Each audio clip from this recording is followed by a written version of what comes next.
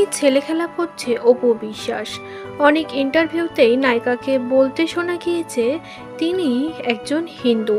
তিনি মুসলিমকে বিয়ে করলেও তিনি মনে প্রাণে একজন হিন্দু। কখনোই ইসলামিক ধর্ম সেভাবে গ্রহণ করতে পারেনি, মন থেকে তার আসেনি। তবে কেন নাটক করে রোজা করছেন নায়িকা, এমন প্রশ্ন অনেক নেটিজেনদের।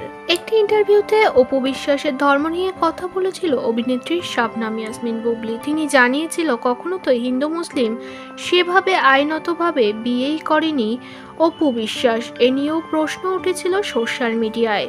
অপু বিশ্বাসও বারবার একই কথা বলেছে। কেউ কেউ এই ভিডিও দেখে মন্তব্য করেছে, ইসলামিক ধর্মকে নিয়ে ছেলেখেলা বন্ধ করুন।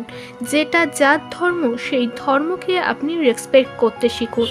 আপনি যদি একজন হিন্দু নারী নিজেকে মনে করেন তাহলে ইসলামিকদের এত সুন্দর একটি রিচুয়ালসকে কেন নষ্ট করছেন। শাবনাম ইয়াসমিন বুবলি একটি ইন্টারভিউতে জানিয়েছে অপু বিশ্বাস আসলেই নাটক করতে ভালোবাসে। তিনি কখনো দুর্গাপুজোয় সিঁদুর খেলছেন, কখনো আবার রোজা রাখছেন।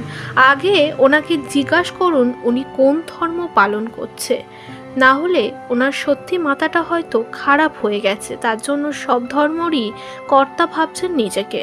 অপু বিশ্বাসের রোজা রাখা নিয়ে শুধু শাবনাম ইয়াসমিন বুবলি যে মন্তব্য করেছে তেমনটা না, অনেক নেটিজেন অপু বিশ্বাসকে বাজে মন্তব্য করেছে। আপনাদের মতামত অবশ্যই কমেন্ট সেকশনে জানাতে ভুলবেন না।